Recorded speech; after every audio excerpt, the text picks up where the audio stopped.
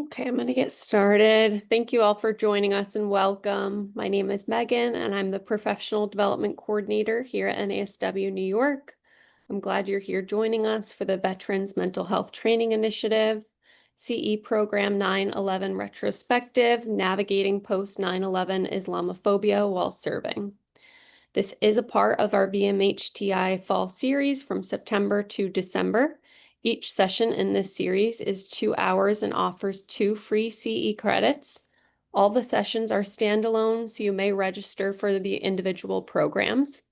Our next session in the series is Wednesday, October 29th from 1 p.m. to 3 p.m., and it's the Foreign-Born Veteran panel. I'm going to put the registration link for that panel in the chat after my announcements. When you join the Zoom, you were automatically muted. We do ask that everyone keep their audio muted during the presentation while you're not speaking in order to cut down the background noise. For questions on program content, we will be monitoring the chat and answering questions throughout the program, so feel free to put questions in the chat. You can update your name and pronouns as they appear in Zoom by clicking the 3 dots next to your name and selecting Rename. Feel free to update your name to reflect how you'd like to be addressed during today's presentation. Please note that the name you use in Zoom should match the name you'd like to appear on your CE certificate, as we do pull directly from the Zoom participant list. Closed captionings are also enabled for this program. If the text is popping up over a slide deck or it's blocking someone's face, you can click, drag, and drop that anywhere on the screen. If you'd like to view the full transcript, you can click the caret icon next to the CC icon and choose View Full Transcript. There you can also hide the captioning. Please note that today's presentation is being recorded for the Veterans Mental Health Training Initiative. And just to remind everyone that by registering for this program, you agreed to abide by NASW New York anti-harassment policy. If you need a refresher of this anti-harassment policy, I will put it in the chat box also after these announcements. So this CE program will occur from 9 a.m. to 11 a.m. Eastern Standard Time for a total of 2 CE credits. In order to receive your CE credits, you must attend the entirety of this program and complete the program evaluation. By this evening, you'll receive the evaluation link in the same email that you received this Zoom join link. You must complete and submit this evaluation by Thursday, October 2nd. You will then receive your certificate as a PDF from us within 10 business days. This process is not automatic, so please allow our staff up to 10 business days to create and send your CE certificates. I will also repeat this information at the end of the program, and you'll receive all the information in the email that you registered with. I know that was a lot. If you have any questions, feel free to put it in the chat or message me directly. But with that, I'll pass it over to Melanie. Thank you. Thank you guys so much for being here. My name is Melanie Corinne. Let me see, Megan. I don't know if it's just the view, but okay. I am really excited to be here. I'm so excited about this panel, and I'm happy you're all joining us. My name is Melanie Corinne, and I'm a Marine Corps veteran. I'm also the committee chair for the VMHTI grant that is seated at Niswanis, and we are so excited to present this. Some of you guys have asked if the other stuff will be listed, and Foreign-Born Veterans panel is currently in the chat. So, and then Megan, could you drop the link to the VMHTI homepage as well? So we are a committee of volunteer veterans, social workers, peers. A lot of us are laymen and clinician adjacent, and it's really important for us to bring you guys lived experience stories, just like we're going to hear today. The VMHTI Veteran Mental Health Training Initiative grant was originally, it is funded by New York State Senate. So this is your taxpayer dollars at work. So we're really excited you're here to get free CEs from this. And we have the goal of educating around deliverables like veteran homelessness, addiction and recovery, suicide prevention, and there's more. It's on our website. But we have very specific deliverables. And I think what you'll find is that a lot of veterans issues are deeply intersectional And that is why we are so excited to bring you programming that maybe you don't normally hear around veteran stories, things that might take you by surprise when you meet veteran clients for the first time or that you didn't expect you'd hear. So we're so excited for you to join us. If you have any questions about the grant, how to get involved, suggestions for panels, any comments in addition to the survey you'll fill out at the end, please feel free to email myself or the Niswani's mainline. I will drop both emails in the chat. So without further ado, I'm going to pass it over to our amazing facilitator, Aynisa, for our Navigating Islamophobia in Service panel. And I will work on putting the spotlights on everyone. So if you'll bear with me, it can take a minute. Aynisa, are you good to go? I think so. Can you see my slides okay? Mhm. Okay, so then when you finish the slides, I'll spotlight the panelists. Okay, perfect. Yeah, it'll be about 20 minutes.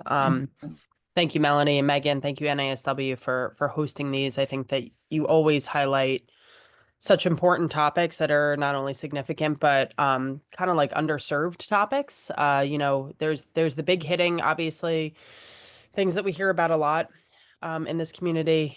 And I mean community of like, clinicians and educators and, things like trauma, things like addiction and family. And, we see a lot of that. And I think all of those are woven into the topics that NASW brings to light, but they do it in a way that brings kind of like an enhanced perspective, especially on the veteran community and the military community and some of the needs that are within that network of individuals. So couple things that I love about this initiative is that, and then also that it's driven really by a committee, as Melanie mentioned, of veteran service members and active duty and retired, and really just a cross section of people from different eras, from different age groups and genders and branches to kind of keep driving the initiative forward in terms of what topics need to be highlighted. So this came up, and I'm all about it. When Melanie told me this topic, I was really excited to and honored to be asked to moderate. So I'm going to be the moderator. My name is Aynisa Leonardo. I'm a clinician. I have not served in the military. I've had the honor of working with veterans and first responders for the past almost 20 years, about 18 years on the other side, right? So as a clinician. So I'm all about bridging the gap between clinicians and the veteran community and, acknowledging where those gaps are and kind of bringing up the gaps that I've seen clinically and ways that I've tried to promote, connection and us just serving the veteran community as best we can. So this topic in particular is one that I've literally never seen presented on. And we have some amazing panelists today that are going to help you maybe understand more depth around this topic and help me understand it better as well. So I am in no way an expert on this in that I have not served in the military. I am not from the Middle East. So I want to just like put that out there. I'm moderating. My job is to set the stage. The panelists are the experts today. So I'm going to set the stage for them. I brought in some kind of basic general educational slides to set the tone. So we're all on it's not the same page, but around the same ballpark, right? And then we're going to segue into what should be a really great panel discussion. So panelists, you have about 15 minutes on standby, maybe 20, to kind of just get yourself focused, think about, how you might approach the first question. The first question I'm going to ask you is why this panel topic is important to you, just to give you something to think about for a few here. And then for our attendees, hopefully this is helpful just in understanding kind of why we are bringing this topic to light. So what is Islamophobia? Have you heard this term before? Right? And this is really positioned for our attendees to really think about. Now, I looked up, I don't know, 20 different definitions of this. And I think it's interesting just to pull, and it literally is a copy paste job here. I have two slides. What is the definition of Islamophobia? Right? So if it's something you haven't heard before, probably something you've seen or heard about at the very least. So I want you to think about how that relates to the veteran community, to 9/11, to service during and after 9/11 specifically, because this is something that predates the global war on terror. And it basically is racism towards people that are Muslim, Arabic, like anyone from the Middle Eastern territory, really. And further, has discriminatory elements to it, just like other forms of, ethnic divide and racism and discrimination that we've seen. So it's not, it might sound like this, like, wow, I don't know what that is, but you kind of probably do know what this is, right? So generally it's racism due to ethnicity, region, geography. It can have religious ties. It does not have to, but it has to do with hatred, stereotyping, discriminatory beliefs, thoughts, acts, all of those things against a certain category of people, right? So with that, how did the global war on terror, how did 9/11 have an impact specifically on this that already existed, this term? And more specifically to that, veterans who were serving or who ended up serving that were and are Muslim, how were they further impacted by this, right? So that's the question we're really kind of like approaching today. A lot came up when I was looking into this about like, police violence and things like that towards this group of people specifically. And I think that's just because probably like, the media gives a lot of attention to incidents that occur surrounding hate crimes, right? But it's a lot more than that. And there was also a lot of information about like workplace hatred towards this community specifically. But this is something that can be woven in those kind of like microaggressive ways as well. Again, just like any other form of racism. So I just want to familiarize ourselves with what this term is, so it doesn't feel as like foreign to us as we delve into it. Because yes, this is something that exists in our communities. Yes, this is something that you will see as a clinician in therapy sessions, in group sessions, in hospital settings, private practices. Like I think it's one of those, again, like elephant in the room type of topics that is out there and probably more prevalent than you might think. So after, obviously, I mean, I don't have to put two and two together too heavy for us today, but after the 9/11 attacks, obviously there was additional hatred towards this community due to the ethnicity of those who performed the attacks, right? So it did not, again, it wasn't born then, but this historical event specifically really exacerbated fears against people from the Middle East. So there's a lot. I mean, we can, and I'm going to let the panel kind of like go into maybe the specifics of what they've seen or what they've heard. We have a lot of questions that we can really go over today. And, I just ask our attendees to have an open mind and really just practice active listening today as best that we can, because it is the type of topic that if you have questions, burning questions, you want to put in the Q&A, that's fine. But I think that there's a lot to learn specifically from people who have lived through things like this.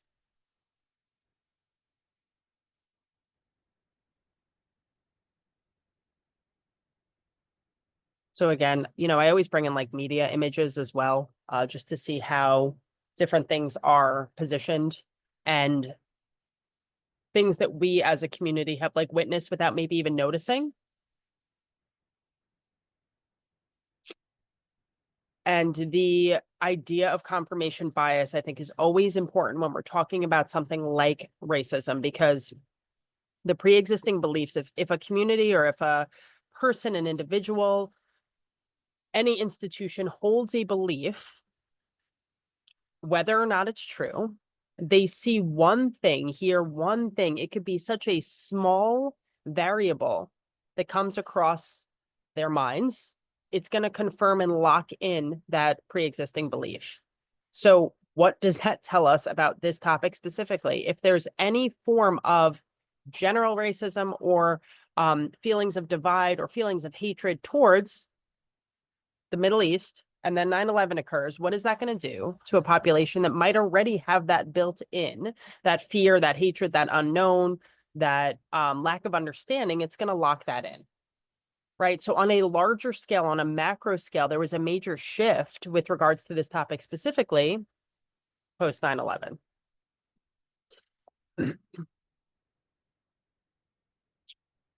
Now, for those who, for the sake of this panel, those who were serving, those who served, those who are serving, being and this is like going back to the basics of military culture and education, being of service is all encompassing. And Melanie and I have talked about this a bit, like whether you want it to be or not, you can be halfway through your service and start to kind of question where you're at. It still requires a lot of you and your identity, and that acculturation really can be consuming for someone's identity. The cause is a big part of it. I'm doing this because, right? Fill in the blank. Like a lot of veterans will describe how they're in it, they don't even think about it until later. And that's why things like post-traumatic stress and moral injury set in later once they're removed from that environment. And I'm not saying that it's a bad cause. Like a lot of people will say, well, yeah, like I believed in the cause. I still believe in the cause and it was great. But like regardless, I had no room for processing any information, right? Or my experience.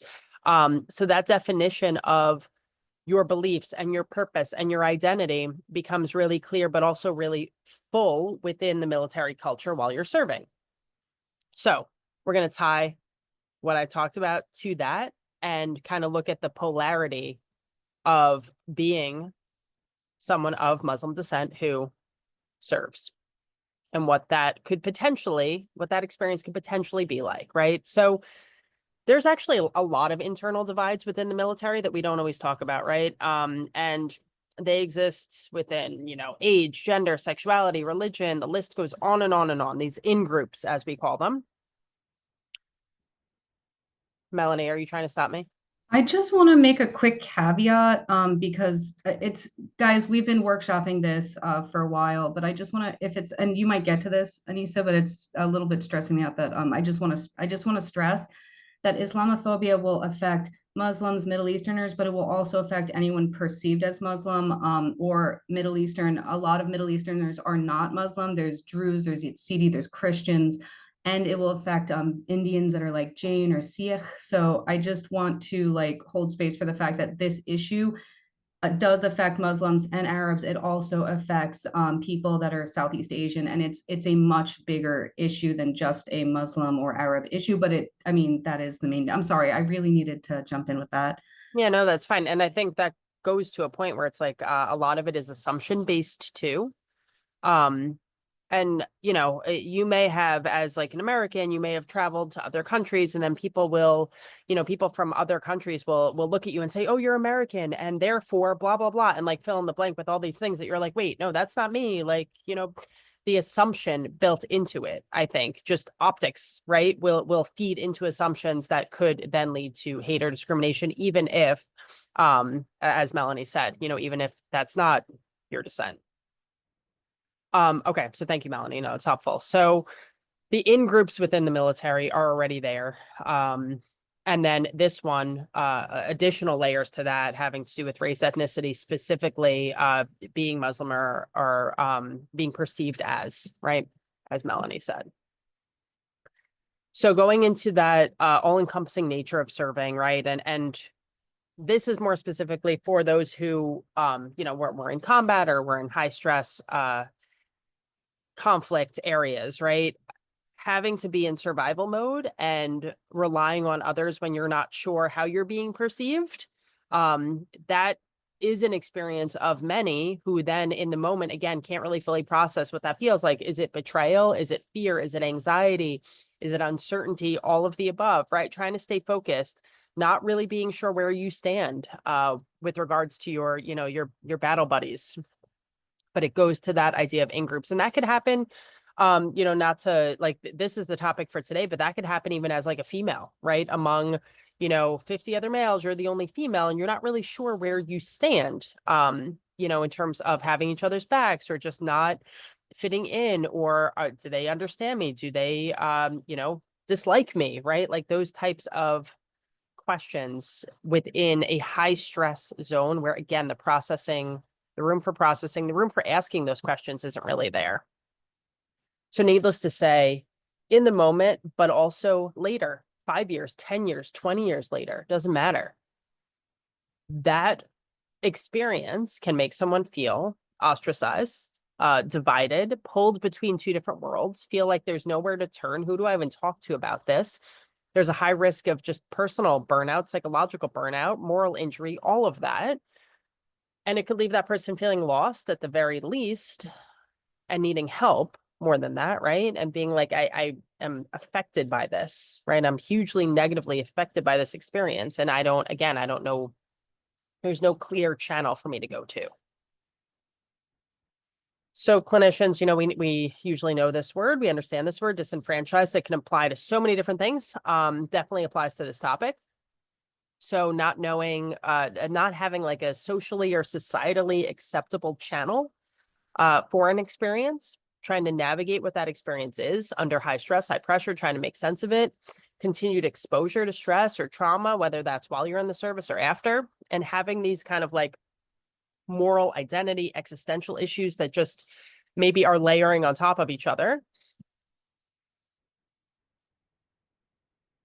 As a parallel example, I know a couple people brought up the significance of like returning home during Vietnam as like a kind of a similar dissonant feeling, right? Like I served and then I returned to community and the community doesn't accept me. And I was fighting for this cause and I'm not even sure where I stand with this cause. And now I'm getting, this hate, this backlash, misunderstanding, lack of support, not knowing where to channel that, right? And having this invisible wound that just festers over time.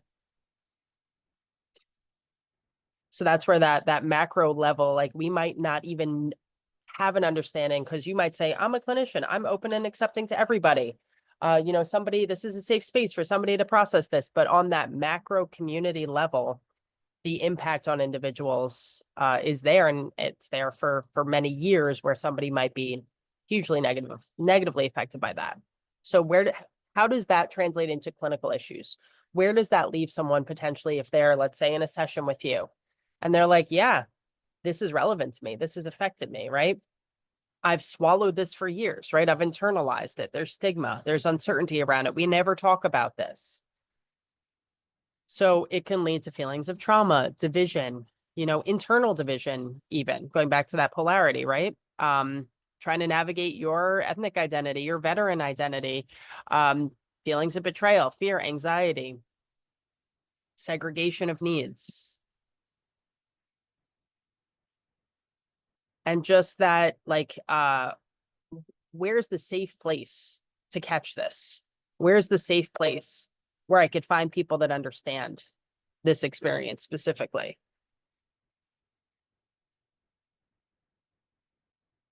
So the other questions we'll address. First, I want to just hear like, hey, panelists, what's your experience of this? Why is this important to you? I have 10 or so questions that we can navigate through to just set the platform again for you to delve into your experience. Because, with any topic, but especially with something like this, there is no wrong answer, obviously. This can go in a million different directions, and that's what we want. That's what we're here for. The second part of the panel questions are really going to be focused around like, hey, what are the needs and how do we support them better?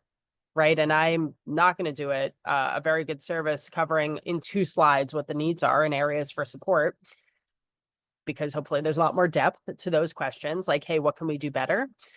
Some things are raising awareness, like setting spaces for unheard stories like we're doing today, right? Bringing up conversation, bringing up topics that might be uncomfortable and being able to sit with them and hold space, providing support, offering resources. I always go back to, I also have a nonprofit that serves veterans in the community. And I always go back to this idea of like, I support all veterans, because people will say, oh, do I qualify? I only served for 2 years, or I was in this branch, or I had an other than honorable discharge. Like there's all sorts of questions that I always hear. And our mission is supporting all veterans, right? So communication, integration, healing, providing spaces to be heard and seen, and just hearing the diversity of stories that come with topics like this.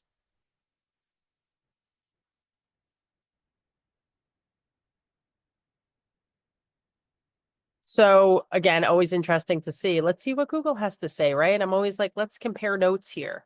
And again, a lot of it was within like workplace, that kept coming up. It was either police violence or workplace. Those were the things that kept coming up.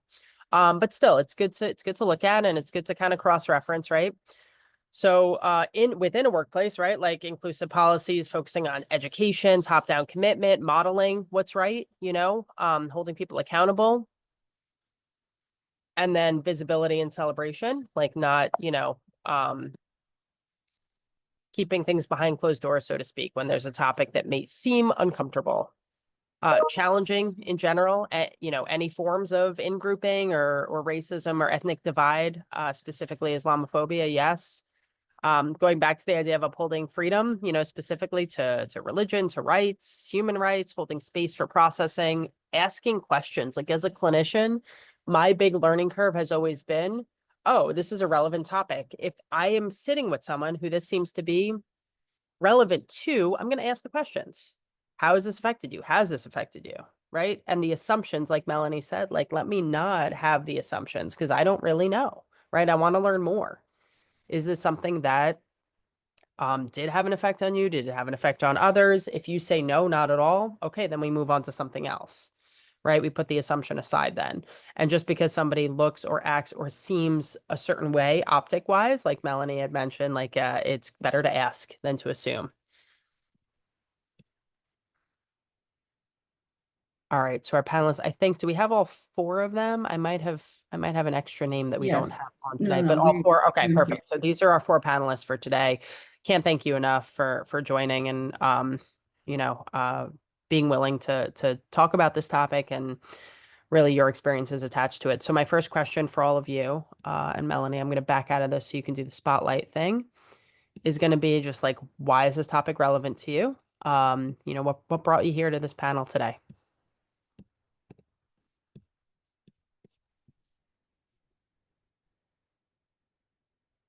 Anyone can go first. I'm still working on the spotlight, so just Don't bear worry. with me. All right, can I take this one? Yes. Yes, sir. All right, how's it going, everybody? It's my name is Maheen Ahmed. I'm a 5-year veteran. I was stationed in Fort Bragg in the 82nd Airborne, and actually, I was serving with another panelist on here, Abdul Sakr. So pretty interesting for that. And I guess the reason why this topic is pretty important to me is that I'm a first generation American Muslim soldier, ex-veteran, whatever you want to say it is. And I always grew up, like I'm 23 years old, and after the rise of ISIS and all these terrible things that a lot of people were committing in the name of Islam and stuff like that, I always thought like it always rubbed me the wrong way. I grew up just like any other American kid. I went to like the most like American typical high school that you could possibly imagine. I don't really have any accent or anything like that. And when I see a lot of people, kind of generalizing a lot of Americans or a lot of Muslims into one group, it really rubbed me the wrong way. And my father, especially, I grew up in Chicago, and he was a taxi driver right after 9/11. And one of the standout stories that he told me was after 9/11, he was driving around people in downtown Chicago, and someone pulled up right next to him and threw a bottle of pee right in his face. And my dad is the biggest sweetheart in the world. This dude is like he follows like the religion to its T. He wouldn't even hurt a fly, right? And there's a lot of examples of this kind of, I guess, Islamophobia. And I grew up always wanting to disprove that, Muslims are not this way. ISIS, 9/11, all these terrible things are not representative of over, a billion people that exist in the world. So for me, this is a pretty important topic.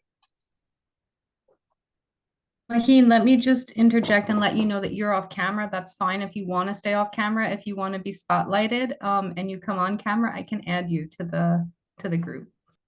I would, but my internet connection is not very good. No problem. So everyone, if you hear that disembodied voice, that is our fantastic panelist, Maheen. All right. Thank you, Maheen. Someone else want to jump in? Why is this topic important to you today? Yeah. Hi. I'm Yousif Nash. Parents are from Iraq. I served in the Air Force. I was a nuclear missile operator, which means I was the guy who sat on the ground waiting for the order to turn the key to launch a nuke. And yeah, I mean I got here because Abdul invited me. Abdul is the #1 recruiter, so you should give him extra bonuses. I mean the obviously like everything that was mentioned, right? Like there's always this common misperception. It's also like kind of growing more now because of certain somebody. I'm not going to say his name, but it's like I don't want to give him that power, but it's like you, you know, when we're always labeled like the other, you know, like a lot. And that's been always a big problem with this country is like us versus them. And the others are here and they're terrible people. So we got to do something about it. Um, you know, we got to break the perception. It's like, yeah, we're in this country for a reason, and we're not here because we really hate the country. We want to be like, you know, moral agents or whatever. It's like, you know, this country provides a lot of opportunity for a lot of people. Much to Maheen's point, it's like, you know, I joined the military because, you know, I was hoping to change people's perceptions. And then, you know, obviously that didn't work out so well as I hoped it did. Um, then I kind of still continue that mission while working out here as a writer in Hollywood, you know, trying to write these stories to like continuously change people's perceptions. But obviously there's been a lot more pushback, especially in the past couple of years lately about, you know, telling our stories and like wanting to break the mold and, you know, doing those things. But it's also like, you know, media itself gives a very certain perception, and it could either feed that perception or could also change people's perceptions because that's what stories does. Is like it makes us learn, it makes us see things from another perspective. So that's like kind of like been my mission out here so far, and it's been a very uphill battle, but you know that's a battle I'm willing to keep on fighting. I'll keep pushing the boulder up until it runs me over.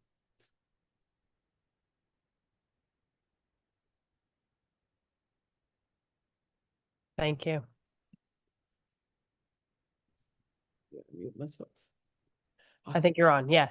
Yeah, sorry. Hi, actually, Assalamu alaikum, everybody. My name is Ali Ansari. I served in the U.S. Navy from 16 to 18. I was a personal specialist in admin, and then from 18 to 23, I joined the Officer Corps and became an attaché. I am currently I'm a government servant. I'm a third generation government servant. My grandfather was in uh, the British Indian Army, British Indian government servant. My father was in Pakistan, and I'm in the US. I don't know how long I'm going to be a government servant. I'll be honest with you guys right now. Why does Islamophobia matter to me? Islamophobia, you talk about, is a good thing. And why does Islamophobia happens in the military? So Islamophobia, if we go back to the history of it, was actually developed for the military. So many historians pointed out to Crusader Wars, where Crusaders had to have a narrative that Muslims are bad, Moors and Turks are pretty bad. And with the invention of printing press, this during the Renaissance era became more important as the Islamic civilization started to increase its influence in Spain. So Islamophobia, you can say, is designed to counter a lot of military activities from Muslims. Now, in the early 21st century, Islamophobia came in waves. First in the Gulf War, then after post 9/11, then the rise of ISIS, as Yousif mentioned, and then as our administration changed. I was the unlucky one who joined the service during Mr. Obama's time, but by the time I was in my boot camp, I had a change in presidency. So Islamophobia was very much imminent on me. I remember, as a lot of Muslims, we don't eat meat. And in boot camp in Illinois, Great Lakes, you have to have certain nutritional diet. Otherwise, you won't be able to survive, right? And this was a time where and everything is rationed out. The food is rationed out, so you can't really eat more than one eggs, or two eggs, whatever it is in the morning. I remember that where I was facing systematic Islamophobia, where there was like you cannot eat more than this ration, even if your faith prevents you from eating meat, haram meat. I had other people, friends in the military who helped me who actually gave me their food so that I can eat that so I can survive. So whereas I saw Islamophobia, I also was able, just like Yousif and other panelists said, our job going in the military was to counter that as well by our actions. And I've and equally found enough people who countered it as well. I was on the front page of Seattle Times in 2018 when I was practicing my faith I was doing fasting. It was Ramadan. And during Ramadan, you don't eat for about like 14 to 18 hours, depending on where geographical location you are. Washington State has the longest days. So I was fasting for about 18 days, and the Seattle Times reached out to me and they said, let's give an interview. And everybody really helped. And I thought everything was good. Everything was great. It was after that interview in Seattle Times that I started being targeted for Islamophobia at a very high level. And that's where I started seeing the realities on this thing. And how it impacted me, obviously, all of us have a mental tolerance to take. And when a systematic system is put in place to dismantle you, it does dismantle you to a certain point. It took me a couple of years to get back. Probably about like 2-3 years to get back on my feet and see. It was easier for me because I had my family's support. My spouse, he's a resident emergency doctor. So anytime when I have a fit or anything like that, she's right there. So that's a good thing, And apart from that, you keep facing Islamophobia on daily basis now as you have a change in administration. So this is my story. I'm open to any questions you have.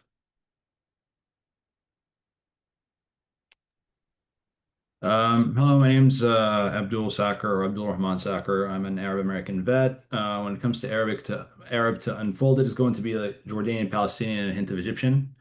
I think this subject for me personally is very important because, first of all, there's a lot of misconceptions even about Islam, especially because there's lots of sects, lots of different beliefs, and lots of also, like Melanie said, there's different nationalities, and there's Arab, non-Arab, and then there's practicing and non-practicing Muslims. So it takes a lot to there's it's the stereotypical look, which is usually the whole beard, not like the haram halal, not drinking, and then there's also at the same time sexist and whatever it is, which is has been um, systemically instilled in our minds through the media and Hollywood and whatever it is just unfortunately we have to face our generations have to face. I'm a third generation American, and for me personally, I find it tough because even right now these days, and one of the people was asking that question, which I will get, hopefully I'll get to it later, is I feel very suppressed because in my mind I think probably one of the most American things you can do is to serve, and then on top of serving, we still feel, or especially me, for example, I still feel suppressed in a lot of ways, whether to share an opinion or to feel that I'm, actually a true American. It's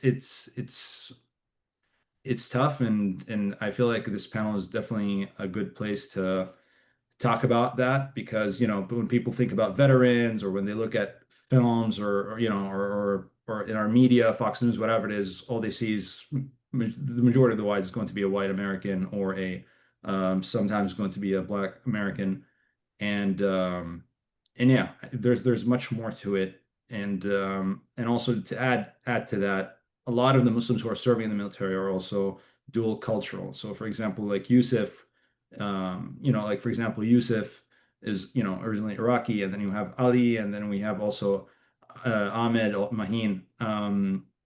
You're gonna a lot of times find that it took a little bit of a sacrifice, or it was a more sophisticated decision to enlist rather than a person who does not have that cultural baggage also. And that's another layer, because as sad as it is, it feels like for a lot of us that it's kind of a rites of passage to become more American, or it's like to go into, but then like when you feel shunned by the community itself, because whether your name, what you believe in, or how you look, is something that unfortunately I feel, at least for me, I'm always going to have that battle, regardless if I served or not. And it's kind of, when you think about it, also it's a little bit pathetic, but or tragic, but the fact that like, oh yeah, I'm reaching closer to my goal, and then some political event happens, some politician, Fox News, whatever, blah, blah, blah, and that sets us back, and we're like back to, it's almost like snakes and ladders. So yeah, so for me, that's why this topic I think is very important, especially for clinicians who are going to, talk to veterans if they deal with a veteran who served, and or a veteran, sorry, who's Arab or Muslim. So yeah, I think this topic is very important. Thank you all. Those were fantastic intros, and you answered a lot of questions just in your intros. So I appreciate it, and we could go a little bit. Um, I think this will have a lot of depth the more we go into it. This goes till 11, so we have plenty of time. I'm going to ask you, a series of questions. Please feel free to go in any direction you feel, but can you think of a time where you spoke to a civilian, could be anyone, it could be a therapist, could be a neighbor, could be a family member, doesn't matter, but where you were talking about or presenting like, hey, yeah, I served in the military, the US military, and you were met with some type of comment that, even if not intended, had to tie back to, like you said, your name, the way you look, something about your beliefs, with regards to you serving. And I think I ask this because it's important for clinicians to hear these things so they don't make comments that could, be like completely off base without even realizing it. The comments I got were kind of weird. It's like, oh, you're in the military, but you're Arab. Yeah. Oh, that's very interesting. And it's just like that's what I get a lot. Especially out in Hollywood, it's like, oh man, you must have a very interesting story. I was like, yeah, cool. Hire me. But uh I I don't know. It's like I think one time I got a comment about like really why? Like why? Because I feel like this certain person I was talking to understand like how like, oh, the enemy is like, these Muslim extremists, right? So like why would a Muslim Arab man join the military when that's what you can be fighting against, but it's also like I gotta get to a point of trying to explain to them. It's like, well, like this country a lot, trying to serve as a mediary, trying because it's a very complicated situation, what's going on overseas, right? And there's always ways we could do things better. But yeah, I feel like my situations were very unique in the civilian world, only because a lot of questions I got more out of curiosity than like hate, So yeah. But when I was in the military, it was a lot more like reserved hate, if that makes sense. Yeah, and I think we're gonna go into that next. I think that's a great thing to hear too for people to understand. Thank you, Yousif. Anyone else know Um, any comments or statements on the civilian side that stood out to them? yeah, if I could kind of back off of Yusuf, uh, surprisingly for me, I just got out of the military like 3 or 4 months ago, and the main thing that I got was from my own like kind of family members and friends and family and stuff. Because there are obviously a lot of them are Muslim, and the main thing that they would ask me is that they'd be like, "Why did you?" Kind of like what Yusuf said is like, "Why did you join the enemy? Why'd you do this? Why'd you do that?" And I was always met with kind of a little bit of a prejudice from my own people, like as if they were telling me like, "Why did you betray us?" You know what I'm saying? And I think that's because there's a lot of misconceptions about what serving is. A lot of people think that you serve the military, you're in a war zone, you're shooting people, you're doing this and doing that. When like, hey, brother, I used to sweep up mop and rain, like, you know what I'm saying, into like a gutter for 4 hours. I used to serve eggs in a line to like, you know, 50 people for a while. You know what I'm saying? Um, so there's a lot of misconceptions from my own community that, they're like, you're out here, you're killing other Muslims, you're doing this and you're doing that. It's like, hey man, I don't really consider ISIS to be Muslim. You don't really go kill innocent civilians, innocent women and children, and then turn around and use the moniker of Islam and being Muslim. You know what I'm saying? So that's for me what I got a lot of. Thank you, Maheen. Yeah. I'm gonna. Uh, oh, I'm sorry, gonna. Ali. Go ahead. Go ahead. Oh no, Abdul, you can go ahead. Go ahead. Um, I just wanted to just touch base a little bit on what Yusuf said and Ahmed said regarding the other side, how the family perceive it. So for me, it's a little bit more personal, especially with the current events going now, and especially like a lot of my family members. So on my dad's side, the Sakr family is from Gaza, and we have relatives right now who are there, and some who got killed, and some who were denied cancer treatment and died while they're who were martyred while they were there. So it's tragic, and that adds to more of my layer of somehow kind of guilt, especially with how the current administration is handling with all that. And then you start thinking, and also that adds to the suppression of the voices because you feel like as a veteran, you are, you have not even as a veteran, just as an American, you free speech and you have to share what you think or what you believe or and I'm not saying inciting violence, but I'm just saying, there was a time even like to say the word ceasefire, you're afraid you're afraid of being persecuted. And now when, the whole world is saying that it's a genocide, still there's that fear. So for me, to answer your question, you know, f- I didn't share with all family members that I served, and I shared with a select few. And then with the select few, you'd get people that were trying to be understanding only because they knew who I was and they know that, they know my character and my personality before going in, because for them it came out of left field because they weren't expecting that at all during my career trajectory. And then on the other hand, you have people who just decided to deal with it in some sort of way, stop talking to me. I had a best friend one time on Facebook a few years ago who just posted something. I had a friend, like, it was kind of, he's like, he was basically kind of hinting at it, saying, what would you do if your best friend or your friend joined a terrorist organization? And and I know it might seem to a lot of people, especially here in the US, kind of like what's going on, but you have to understand is that um, our foreign policy is not the greatest. It's really not. And I know that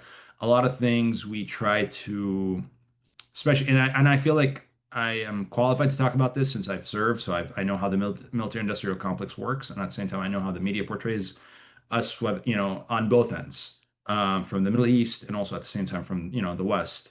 Um, it's just that this idea of that we're serving the world by just shoving the democracy down people's throats, it's not gonna it's not gonna work for everybody. And also at the same time, there's the whole lots of cultural differences and and differences in societies and how they act and how they behave, which is normal to us and might not be normal to them and whatever.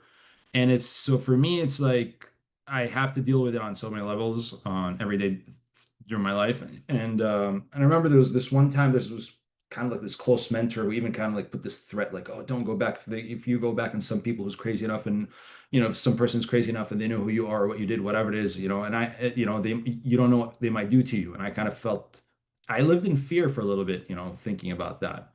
Um, but yeah, I mean, that's something, for example, I have to deal with. And especially right now with what's happening even more and seeing the news and having friends from there and all that is just it adds another layer of um I don't know if it's regret. I mean, it's mixed. There might be a little bit of regret, but also at the same time, also the fact that, I served and yet I see people on Fox News saying that, nothing ever good will come out of Palestinians, for example. And I'm looking in the mirror, I'm like, well, I know a lot of Palestinians, and including myself, who have served in this military or are still serving.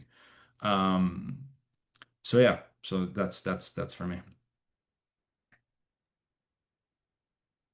Thanks, Abdul. This is a very unique question, and almost everybody answered it based on their experience. And they're very right. There's two sides of Islamophobia. One is the American side, and the other is our native cultural side. I'll talk about brief stories on both my sides. In my American side, I remember I was in my training, and we were fixing how to use, we were servicing our weapons. And while we were servicing our weapons, I was doing a good job. And then there was another person. His name was, I think, Kelly. Kelly is a great kid from Texas. And Kelly, he's just like, he's joining because he's a third generational in the military. And he looks at me. He's like, I'm sorry. I'm glad you joined the right side. I don't know, what do you mean by join the right side? And this is when we both have our weapons. Obviously, they're not loaded, or they don't have live ammunition rounds. But that feeling made me realize that this guy just gave a passive aggression remark to me, and there's nothing I can do about that, right? That was my story in having the Islamophobia. Like, oh wow, you joined the right side, as if like somebody, an entity told me what the right side is. It's a belief that I joined the US Navy because I wanted to join it. Not that it's the right side or the wrong side. That's what I believe in, right? So that was one passive aggression. Then when I joined the officer corps and I was in Pakistan working as an attaché, I went to see my family because they're also from Pakistan, right? And I went to see my grandmother. My grandmother, she's 95, 96. And as I told you, my grandfather was a civil servant for British India as well. He would travel. And then so my father. So this woman has traveled Europe during the Second World War or before the Second World War. So she knew a little bit about Hitler and Germany.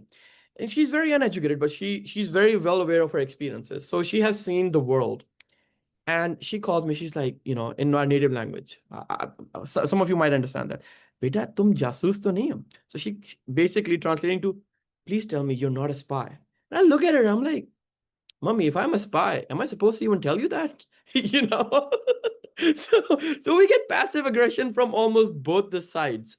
And so this is an incident I had to tell her that when, Muslims in general, I would go to these congressional events, they would say that, hey, you joined the Navy, right? Well, you're the enemy, right?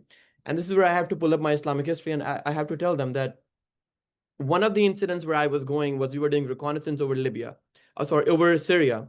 And this was during a time when the Syrian government was using chemical weapons, right? Now, for any Muslim, they know that in Islam, even if there's death or there's a martyr, it has to be quick, so it's painless.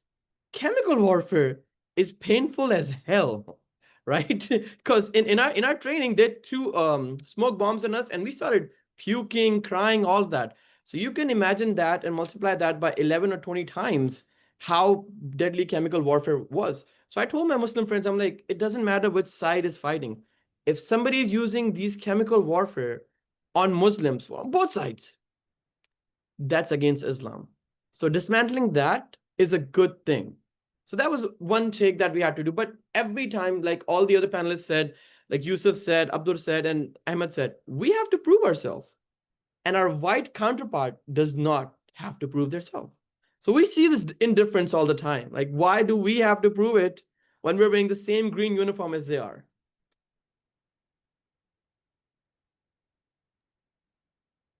So on that, and these are, I mean, it's like so eye-opening for myself too. I feel like I'm moderating and also attending this panel. So I appreciate all of you really. Yousif, you had mentioned, pretty negative experiences while you were serving. We can kind of like tie back into that now and pose that question to the group too. A couple of you have referenced it, but yeah, if you want to talk about, now on the military side, anything that stands out that you had experienced with regards to this, and any hate or misunderstanding or commentary or just anything that stands out to you that you think would be helpful for the attendees to hear. Where do I start?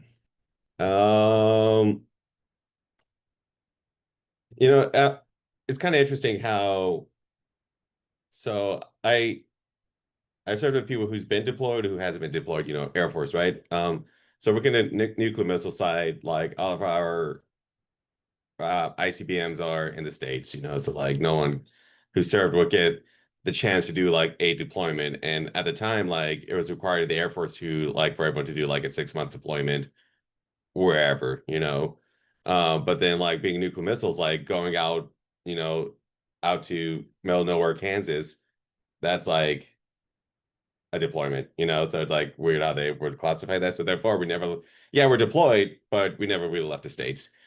So I'll have my commanders, these like colonels, lieutenant colonels and colonels, like 05s and 06, like will always like be like super gung ho and just like very tough and blah blah, and they see me and it's just like okay, let's put it this way. So like before we go out in the missile field, because we have to go out for like this 24-hour deployment, and before every that, like our group commander, the colonel, will like have to like give a briefing or whatever, and then he mentioned to everyone that like there's this Iranian guy serving under us now, and I'm not sure if I should let him go on deployment, but I am anyways. And, you know, when I heard that, like, I wasn't there in that when he gave that, you know, that mentioned, and, you know, but someone I knew was there, and, you know, she told me just like, hey, you know, you know, Colonel so and so say this. So it's just like, huh, okay, which makes me feel like I have a target on my back. And then we used to wear patches on us, like these morale patches, because we all wore flight suits at the time. And, you know, and they were unlike the pen, and people were like, you know, cut off the side. This is like this latch that covers the pens on the shoulder. So people will cut it off, and then you'll have that like empty Velcro thing, and people will put these like tiny little morale patches on it just for fun. And you know, I'll see people with like kind of like the Mexican flag and like their South Korean flag. I was like, oh, I'll get one for Iraq. So I did that, and you know, had that for a while. Then said Colonel saw it and made a comment. It's like, oh, that's a nice patch. I was like, thank you, sir. Then the next day they made an announcement like all morale patches cannot be worn. And it's just like can't help but put two and two together. So it's like, okay. So the Mexican guy and the South Korean guy, that's okay, but suddenly he sees me and all of a sudden he makes the change, you know. Um then the biggest part is, you know, when I kind of mentioned that, you know, there might be certain targets I might be uncomfortable launching a UCAT. Then finally get a call from state commander who like literally like called me to his office, took the entire book of the UCMJ, just like slammed it. The UCMJ, for those who don't know, is the United Code of Military Justice. So like it's basically like the law of the military. So like if whatever action happens, this is the consequences. That's what this entire thick ass book, like about this big stage. And he was just flipping through pages, like saying, like, so I heard you might not want to do this. I was like, yes, sir. So it's like he was like, well, I'm gonna, you know, I could label you as a coward, I could label you as this, I could get you arrested, I could send you to jail. Oh, hey, look, the death penalty is right here, you know. So he's like stating all this shit to me. And you know, and then like everything kind of just went through hell from there, you know. I was under investigation twice um, by oversight the Office of Secret Intelligence or Special Intelligence. I can't remember, but it's the Air Force NCIS. And both times when they investigated me, like there was even rumors spreading around that I was sending, you know, classified information to like family members in Al Qaeda, which is also like, you know, completely false. And both times I was under investigation, um, uh, you know, they cleared me because like you know, it's like literally like two pairs of agents, you know, interviewed me, talked to me about everything. And they're like, yeah, he's fine. There's nothing wrong. He doesn't need his secret clearance revoked or anything because that's what I was, because like I say, rumors being spread around, blah, blah, whatever. Then all of a sudden I get a letter from like the OSI commander saying like determining that, oh, he is a threat to the country, therefore he should get his clearance revoked, which is also like, well, it's weird. It's like four people say I'm fine, then all of a sudden this guy with this rank saying I'm not fine. You know, it's like can't help but put things together. So yeah, but then, but I'll the process takes a while, right, to like get discharged, especially for an officer. So if your secret clearance is revoked, like what can you do? You know, so they sent me over to the medical squadron building, and there I worked with a lot of people who are deployed, and you know I was treated so differently over there. It's just like, oh shit, like they would talk to me about like, man, when I was in Iraq, you know, I got to do this, and people were so friendly there. My culture, my perception changed by a lot. You know, like a lot of them like see me differently. They don't see me like they never felt stiff around me. They felt more like relaxed, only because they served overseas. While like all the people who didn't serve overseas, like really made the mission to try to kick me out because they don't see me as such, you know. So yeah, eventually I got discharged. Yeah. Yeah, there are examples with comments and also like actions that you had to go through processes all due to this. So yes, I'm sure there's even more than that. And thank you for bringing those up. I think it's helpful for people to hear. Other things that came to mind for the panelists on the military side? Um, Oh, sorry, go Ali. This time you start. This time I'm gonna take this one, all right? Yeah. I'm going to extend what Yousif said. How his perception changed on military side from working. I guess you were working in the skiff, Yousif? Sorry, what was that? Were you working in the skiff? No, Right. no, we worked in a capsule. That's what we call it. So it's like literally like a tiny ass room. So in the military, it does changes a lot as well. If you are working, let's say skiff is where you get all the secret stuff going on, where intelligence committee works. I was in reconnaissance, and so we had to collaborate with the intel community and then with ops. So I could see the difference between intel and how they get really like, oh, you're not first generation, you're not second generation American, versus ops, which is like, hey, don't worry about it, just come to us. So I did notice the difference in communities, and uh, Intel is a very cutthroat community. I've noticed that.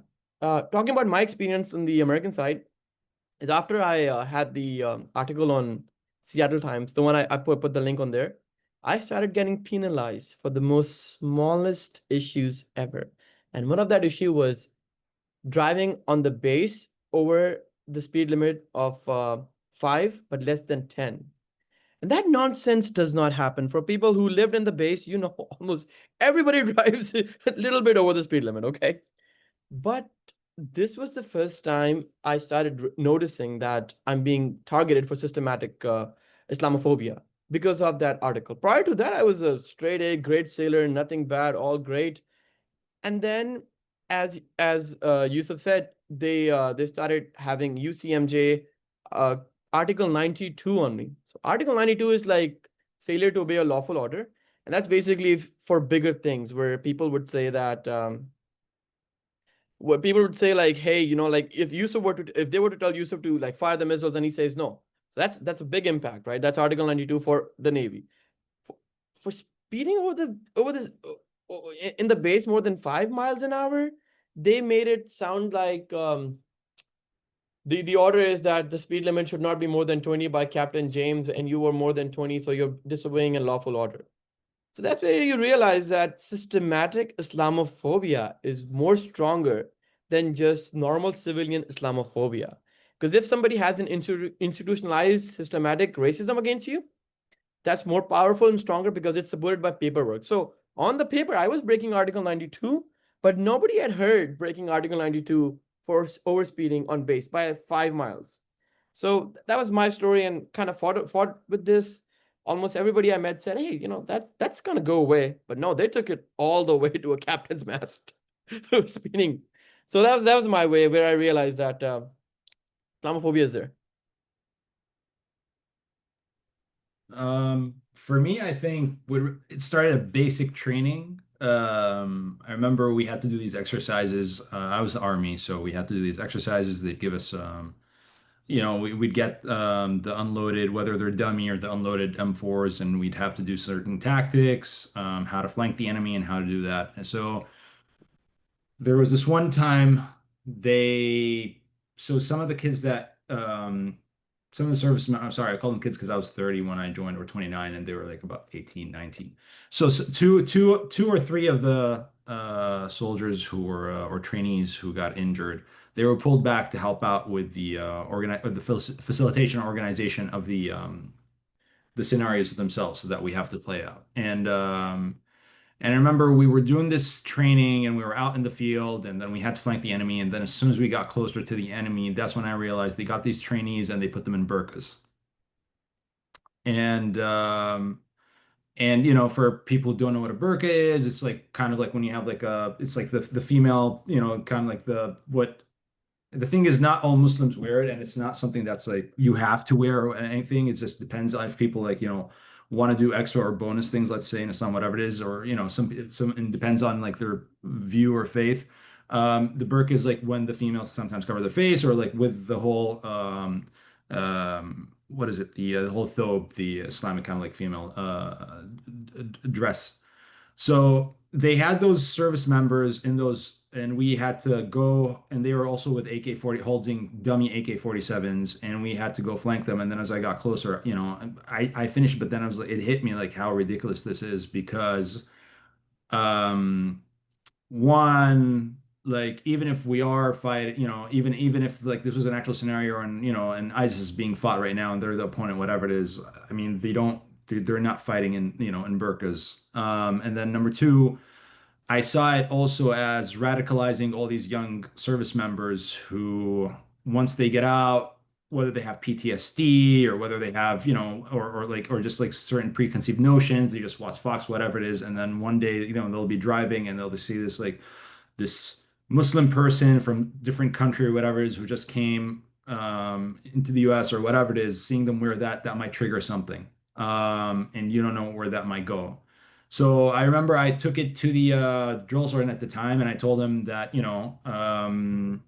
I told him, hey, like, because usually it's a big thing in basic training for you to go to a drill sergeant and have a complaint or whatever it is, just because you don't want to have a target on your back because you want to go pass through the basic training as smooth as possible.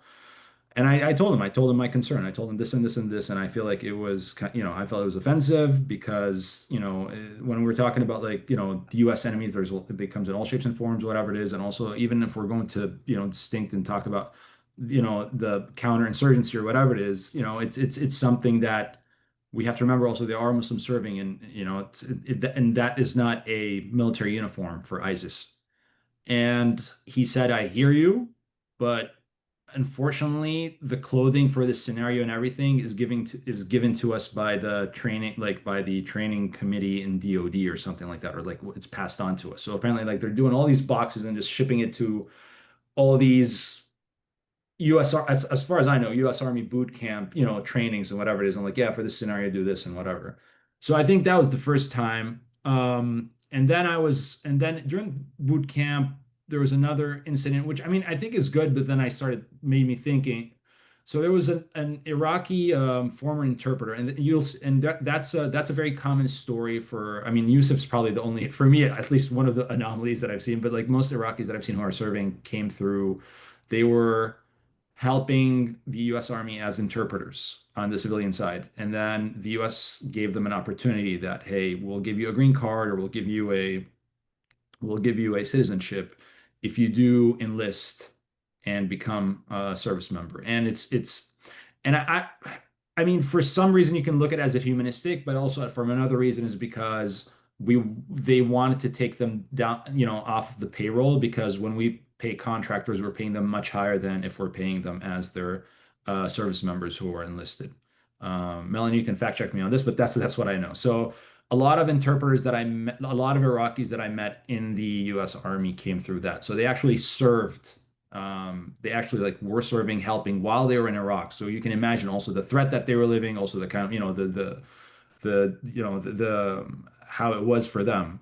So then during that boot camp, there was another Iraqi interpreter who I met, and we became close, and we talk every now and then. And then we were, from what I know, that we were outside like of a session, and then the drill sergeant made the session the topic about not all Muslims are bad, or not all Muslims are the enemy, and he's or something, or saying like he's doing a lot of good Muslims and whatever it is, and he's telling the service members. And for me, it hit me because the fact that he had to go out of the way and say it, and even saying like not all Muslims are bad, just by saying that, it's like, hey, give them a chance, get to meet, say hi before you shoot them. And it's like, for me, it's something that's kind of very strange.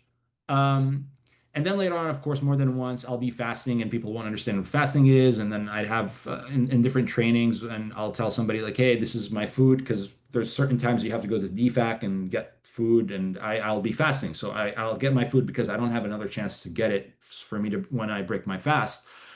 And it has to be in the fridge. So I'll give this instructor like, hey, he's a military instructor. I'll give him the food, and I'll tell him like, if you can put it in the fridge, because my sergeant or whoever was responsible said, yeah, you can do that. And I remember one comment was like, oh my, like, why do you guys even do this shit? Like, I hate this shit, and just threw that comment and then took it from me. And for me, I don't know, I just wanted to go smooth. Like I want the whole process to go smooth. So I just did not really make a complaint about it. And I just decided, you know what, I'm just going to keep my food with me. If it goes bad, it goes bad. Like from now on, I don't want to go through that again. And that's for me, the entire process for me serving the military is try to be as American as possible. And by American, I mean, yes, as white as possible, or whatever. It's just to, just coast through it. And then one of the final things was, during my time and at 82nd, that's where I was with Maheen Ahmed. There was the whole Afghanistan thing when we had to jump in and grab the last American assets outside of Afghanistan because of the truce or the deal that Biden had with Taliban at the time. I was fortunate, and by fortunate, I wasn't deployed. I got injured, so I got out of that. Only because I'm not I don't condone violence, as funny as it sounds, being a service member.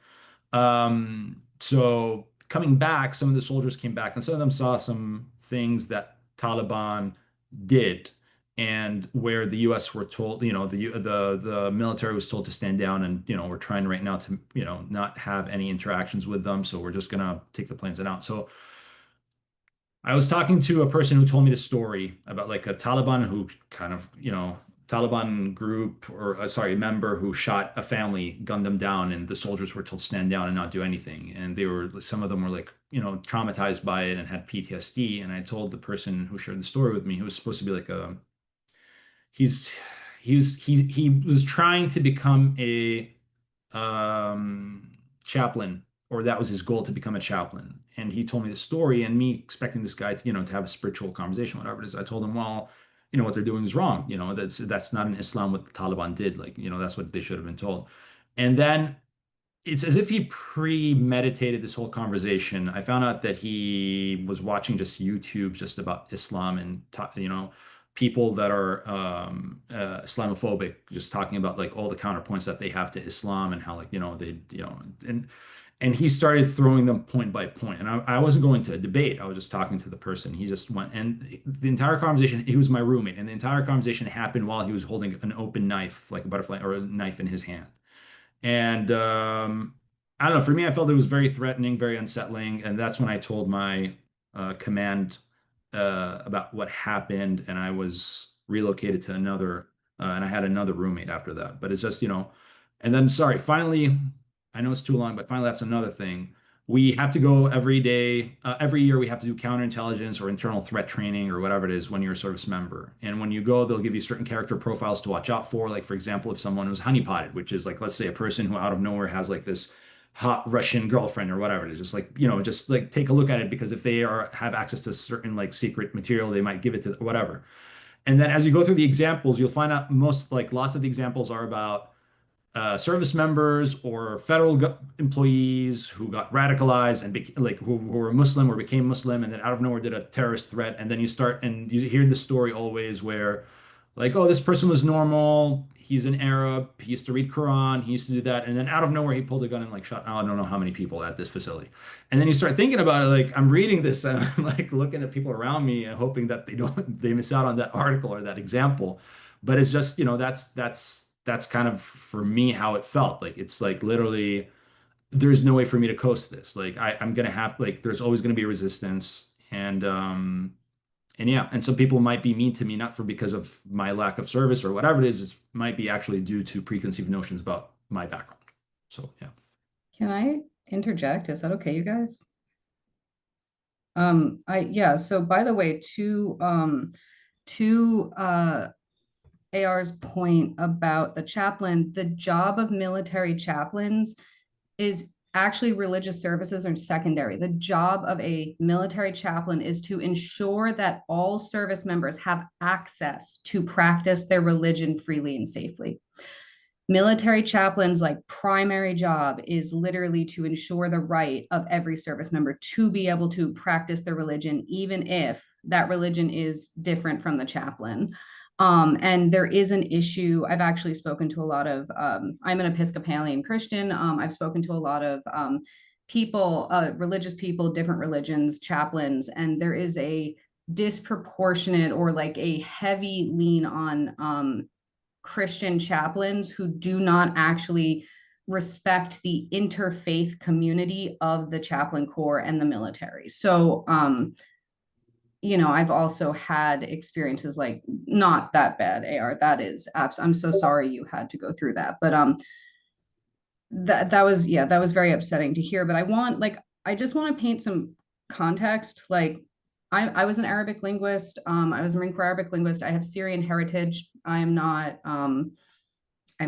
Syrian. I just have heritage. But I did anti-ISIS work. I was in military intelligence, and the culture of this is like, I don't know if you guys remember, after like the war, people were getting those kafir tattoos. It means infidel. It's in Arabic, and like that was a very popular like unit bonding thing. It means infidel. It means like enemy of the religion, and people were people were getting these tattoos on them. Marines, a lot of Marines. And it was like a rite of passage. And you know, it's strange. Like imagine somebody putting on something anti-Christian just because of one extremist Christian group, and then you know having like, it was so disproportionate and surreal. And that's, I mean, veterans, the tattoos are really forever. They would say Haji in a derogatory way, but Haji is just someone that like did the pilgrimage, right? Like someone who did the Hajj. So it's not a derogatory term. It's a Muslim that went to Mecca. But like I heard it in a pejorative sense all the time when I was doing my anti-ISIS work. I mean, there were actual, you know, slurs. And like I mean, again, Marine Corps might be different. You guys, Army, I don't think anyone here is Marine. No, okay. There's a very hyped up, like aggressive culture in the Marine Corps and the commute. Thank you. Ali just put in the chat a photo of the Arabic script for kafir. And it, like the Marine Corps had almost a frenzy of making an enemy out of others.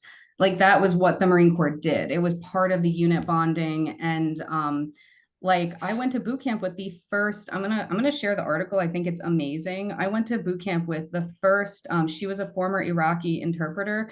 She was born in Iraq, and she married a Marine, and she went to boot camp, and she was our guide at our platoon. Her name was Salman. She was amazing. Like I went to boot camp with this amazing woman. I was so excited to be a linguist, didn't know what language they were going to give me. So excited to be given Levantine, you know, and every experience I had with my asatizeh, like my professors that taught Arabic, with the peers I had, even doing anti-ISIS work, was always like pleasant, consummate professional. And yet the culture was still fiercely like anti-other. And the Marine Corps was so, in my experience, was so quick to aggressively and purposely other anyone that could be perceived as Arab or Muslim. And like even after, you know, like there's a New York Times article that I read 3 months after I got out of boot camp about how an Arab American recruit died because he was being hazed by his boot camp instructor. He was running from his boot camp instructor and like fell off the stairs and passed away. And like that was kind of how I came into the Marine Corps, was like reading that article, seeing Salman and being like, oh, this is going to be dissonant. This is going to be different. But I also, because we're, you know, we're all Americans, it's an American audience, I do want to share, this is really important, as like it kind of coincides with my anti-ISIS and like military training, is this is the DoD database, right, for radicalization in the United States. We've had like maybe 3,500 violent extremist attacks, 3,500 violent extremist attacks. For 500 of those, maybe 500, a minority, like a small minority of those have been Islamist extremism, right? So it's, for me, you can see what constitutes all the other non-500 Islamist extremism, you know, and again, Islamist with the IST is different than Islamic, IC, right? Like it's delineating violent extremism. That is not representative of anyone except violent extremists.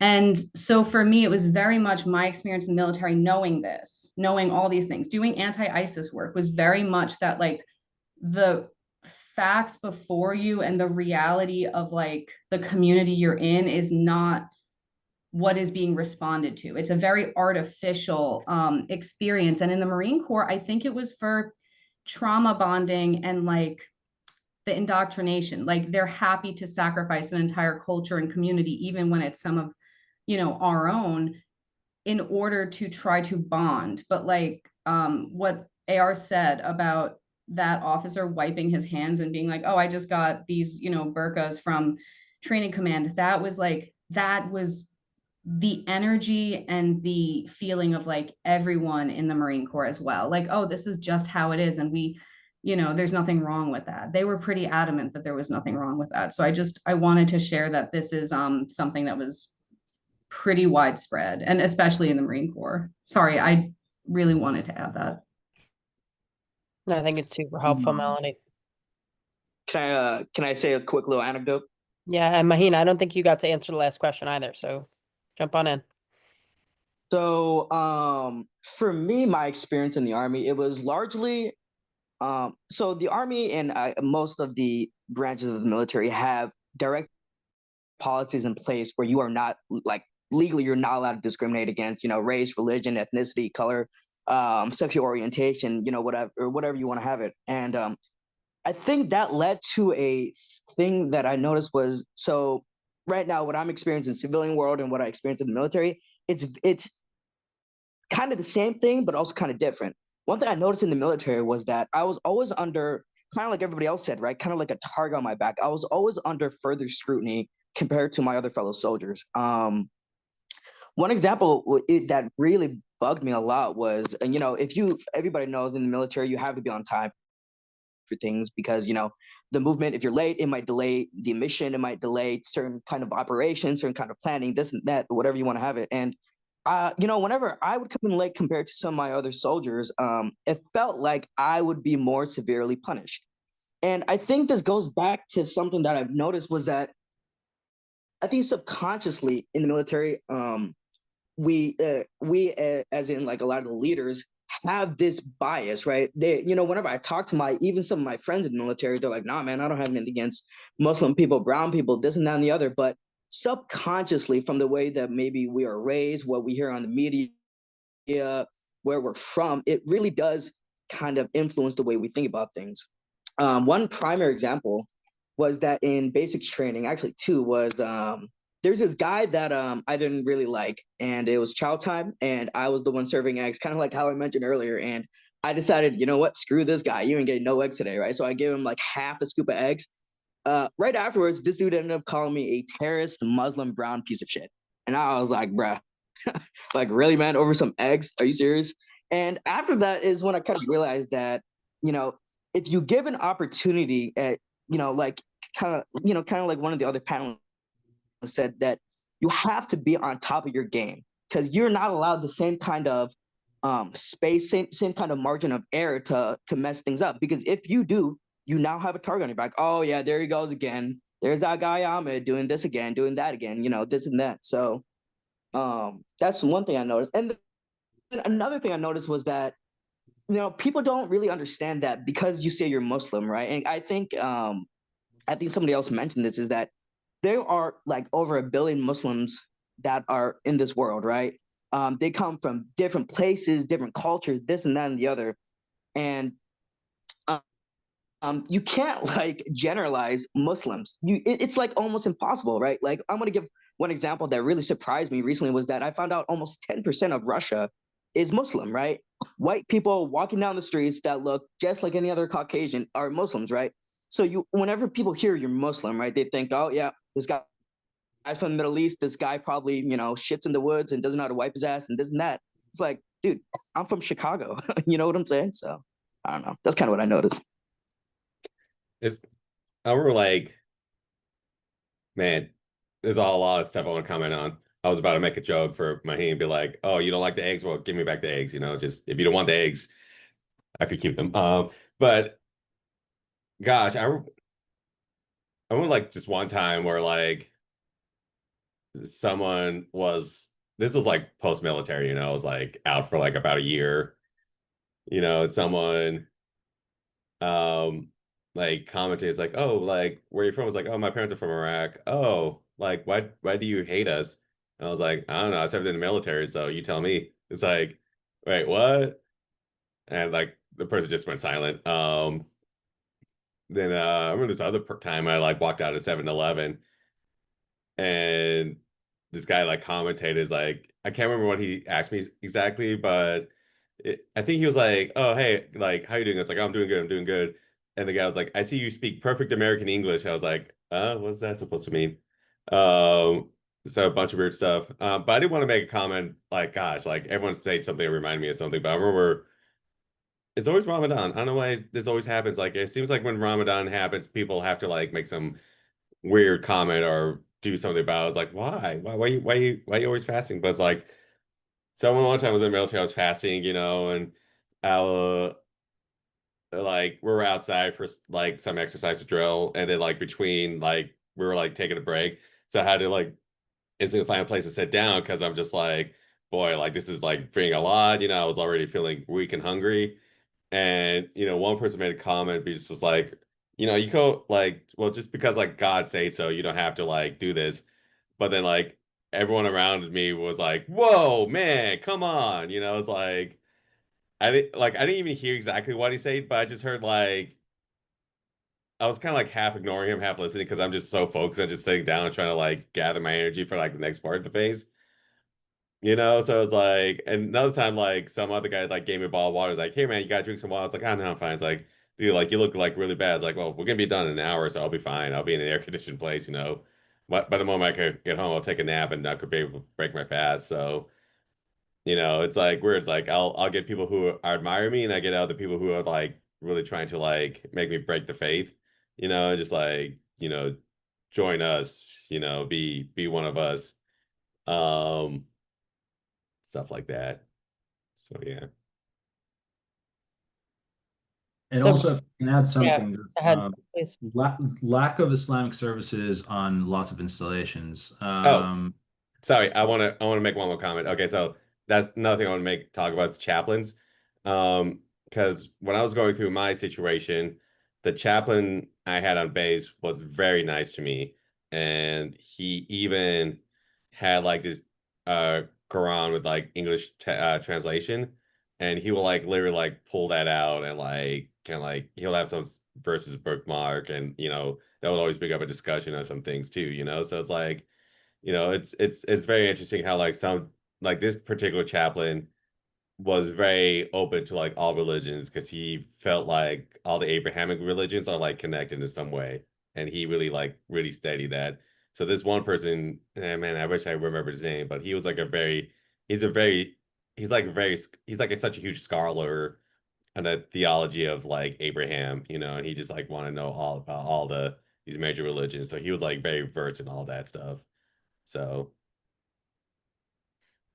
anyways, go ahead, Abdul. Sorry, I Oh no, interrupted I you. was gonna say something. I mean, like, I'm glad you had that experience. I had a positive experience at Fort Bragg, but before that, during basic and a lot of the other trainings, there was it was if there were resources, they weren't being told. You'd have to go out and ask for them. And me, just because I just didn't want to, because the trainings would happen on Friday, so I don't want to like, miss out on the training or like, go out of my way to do things. But at the same time, it didn't feel like, people would come and tell you like, hey, there's Muslim services on Friday if you guys want to go.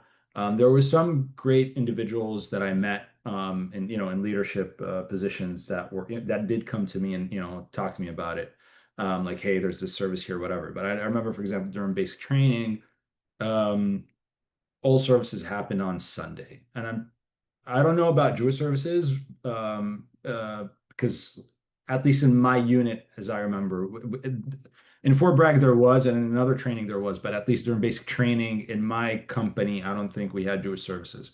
So on Sunday, everybody, you'd either stay and do chores or you'd go to religious services. To whether to pray, or for a lot of people is we're trying to explore which services we're offering food because we were always hungry. So we'd jump, like, so for me, for example, I would jump from each Sunday, I would jump to a different service to see which one is serving, food. And we'd hear like, oh, like the Orthodox this time they served us mac and cheese. So like next week we had to go to Orthodox service because like, oh yeah, and then there's a service was serving coffee, so we'd go. But so I would jump from service to service every week with my fellow service members, depending on what they believed in and the other Christian denominations. I did Wiccan services. I did everything. And just me being as a Muslim is just, there was no services for me. So I was kind of like the chameleon of like each week going to a place. So that's one thing, that's I think for me especially was the religious resources and feeling have like actual religious support. Because I remember in Fort Huachuca, is it Fort Huachuca? No, Fort Sill, sorry, there was no at the time there was no like specific religious services for Muslims. So yeah. Can I add on to that? Yeah, please. Well, thank you, Yousif, for highlighting about your chaplain. And thank you, Melanie, for saying chaplains can make or break it. I had a good experience with my chaplain when I was in Great Lakes and Newport. Both of them were very good. I actually, I think there's a huge Muslim population by obviously Great Lakes and by Newport that they allowed us to have our prayers on Friday. It did require me to explain to my well, I think we call them the person in charge, that what Muslims are, and Friday prayers are only congressional. It has to be more than 3 people. So the first thing is like, all right, Mr. Ansari, find more than 3 Muslims. Look around, I'm like, I don't see any Muslim there. And it was also during after the time when Melanie mentioned that one of the Muslim recruit was killed. He was hazed very badly. Like he was put in the laundry and the laundry was turned on. And I knew about that before joining in. So the sentiments over there was like not to cross any lines that would cause more Islamophobia. So I understand where everybody was coming from. At the end of the day, we're humans. We have to save our jobs as well, right? Whatever our beliefs are can be halted by what our position is.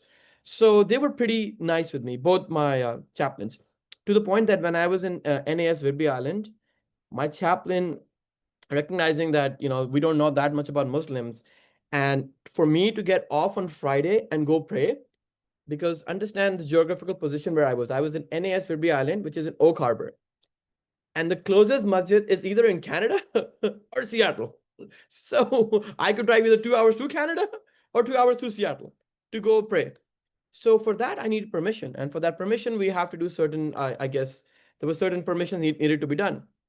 So he told me, why don't you become a Muslim lay leader? For people who don't know what Muslim lay leader is, a chaplain would be an officer. Under them would be lay leaders who would, relay the message between the chaplain officer corp and the enlisted corp.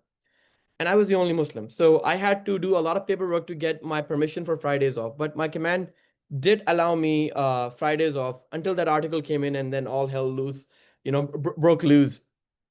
And as a lay leader, I completely agree with Melanie. I learned a lot about chaplain, and what they do is that they have to allow people the religious scripture. So when Yousif said that one of the chaplain had Quran, I actually would get request email from my chaplain that, hey, Ali, we have this new recruit. He just joined in and he wants a copy of Quran, because we get close to our faith in these times of isolation. So I would like send them a copies of Quran. He's like, give me how much it costs. I'm like, don't worry about it. So we enjoyed that. Now, bad incidents happen when you have a chaplain who's more career oriented than they're position oriented, right? So there are examples of those kind of chaplains, and I met with them as well.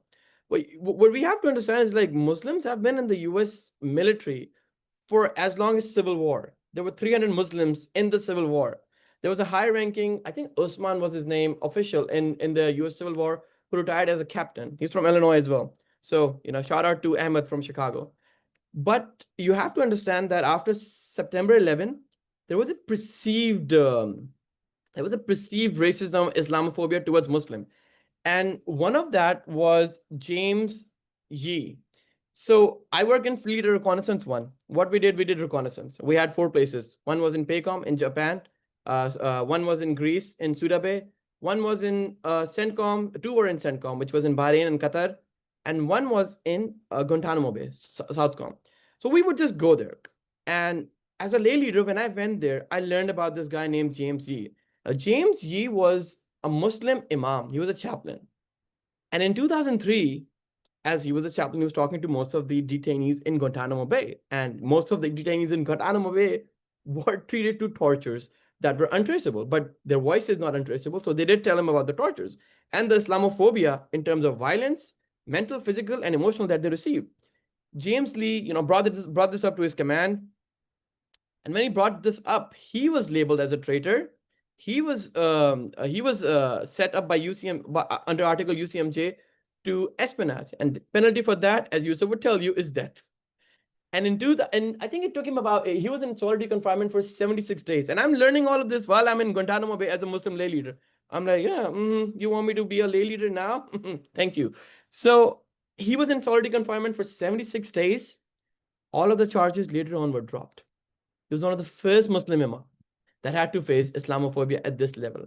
So sometimes our government does say that we're implementing more Muslim in our forces, and we're adding these citations, and we're adding these new cultures, having a beard, and you can have your, if in some cultures is you can have your turban.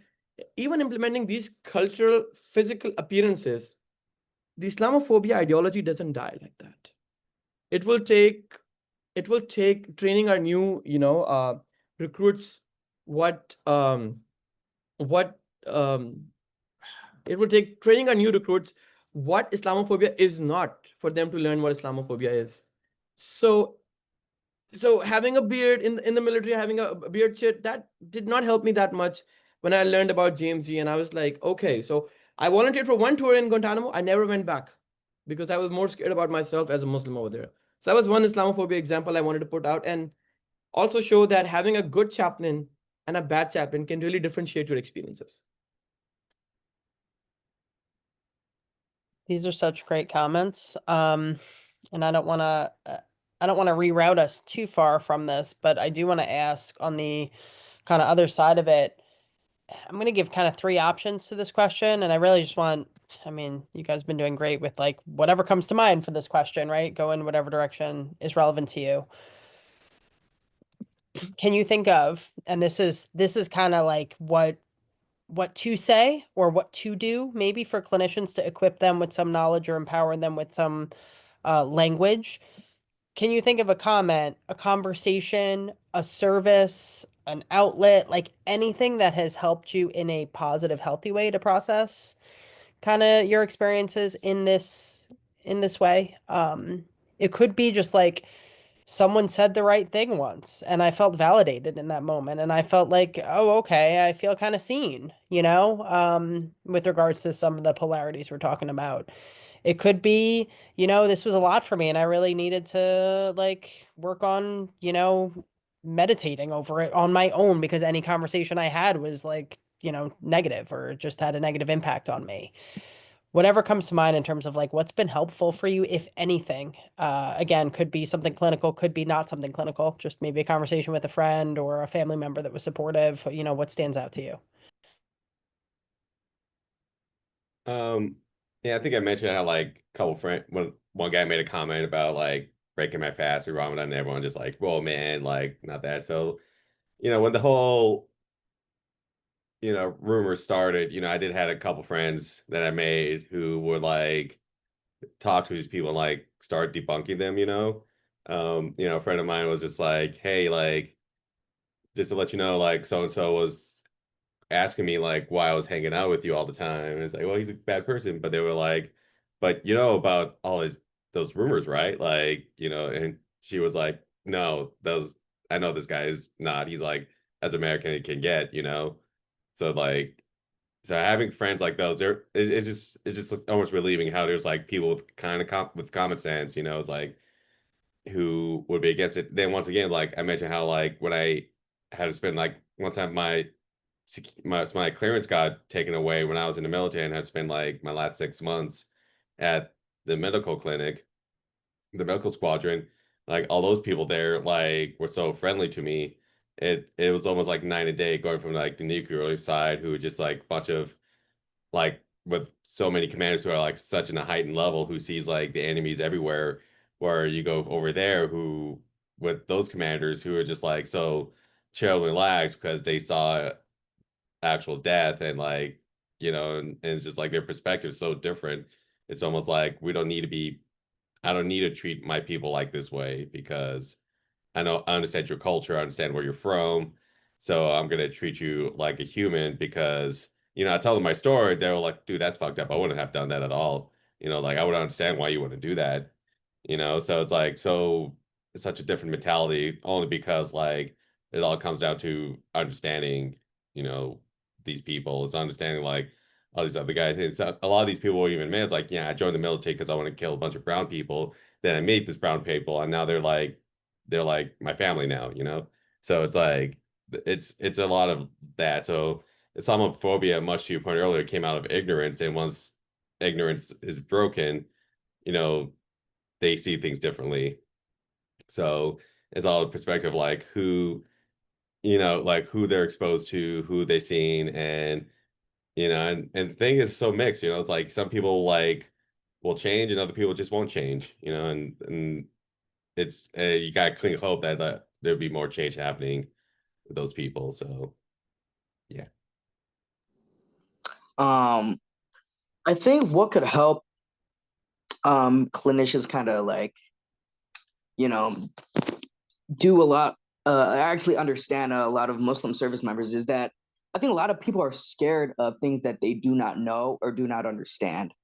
I think a lot of people have not met a Muslim person or have hung out with them enough to really know what they're about. Because at the end of the day, Muslim people are all people. You know what I'm saying? Like once you remove the religion, once you remove the race, like we're all just human beings at the end of the day, right? And a lot of people are scared because they see these things on the news. They see this guy bombing up this or doing that, and then they want to attribute that to all Muslims. But like, if you have, what I found is that people that have Muslim friends or have hung out with Muslim people have dramatically different views from those that have not. And I think that just kind of shows that we're all just human at the end of the day. Like we're really not that different. We might have some different beliefs, maybe some different values, but at the end of the day, I think most people, Muslims, Christians, Jews, at the end of the day, just want the better for their community, better for their country, and better for their family. And I think I think that's the easiest way to kind of treat that. Like I was mentioning earlier, is that just within the Muslim community, right? We have different sectors. We have the Sufis, we have the Shias, we have we have the Ismailis, and then even within that we have different cultures, right? I'm a Bengali American, and even within my culture, it's dramatically different from, even I would say not dramatic, but it would be different from what Mr. Yousif has within his culture. Maybe different food, different dialect, different languages, this and that and the other, right? So yeah, I think just understanding what the religion is and byproduct of that, the culture is I think it would allow a lot of people to further do better treatment.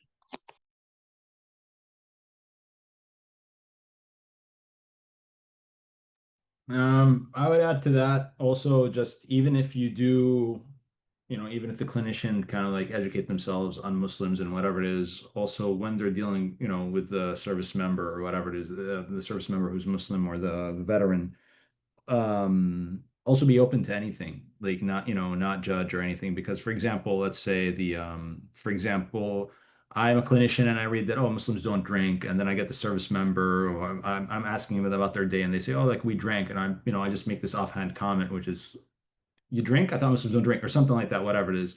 Then we're adding guilt to that person, how the way they live their life, and they're not following. And I know it comes from a place where like we're trying to be understanding of Muslims and Islam, whatever it is, but I think this kind of openness, and I don't know, it feels weird to say it. It's just like I would like, let the whatever, the faith, I don't know how to say it, but I would say like treat it as human first, as a human being first. Be open to what they want. Have them share what they're doing. And then if they bring it up, probably go with it.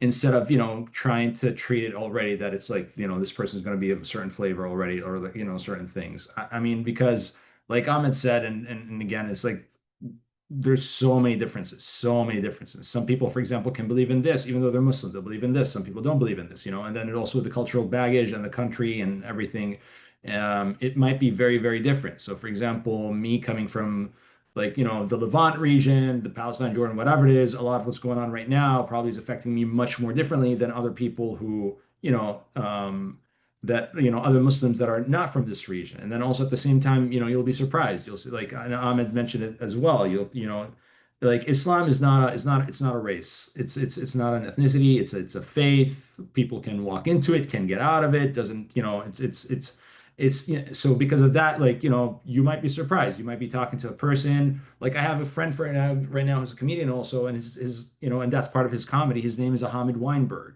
He's half Jewish, half Muslim, for example, and that's his joke. He's like, and basically that he's a walking paradox or whatever it is, you know. And and I'm just saying, like, it's you're gonna be surprised by that. And just, yeah, even if the name might even sound, and that's another thing, even if the name might, like, oh, it's Arabic, they could be Christian, they could be, you know, they could be Farsi, they could be whatever it is, and that doesn't mean that they're Muslim. So I would say just, you know, just take it as, like, you know, you're just talking to a normal human, and then have the conversation figure out. Now, regarding outlets, for me personally, during troubling times, I think it's very tough to find people that understand exactly, because it's very niche to be also a Muslim veteran or an Arab American veteran, whatever it is. So, for example, for me, having Ahmed in my corner, having Yousif Nash in my corner when we're talking about certain things, also because we know the military, whatever it is, and hopefully, you know, and knowing Ali right now, just meeting him, I'm pretty sure he's going to be also in my corner.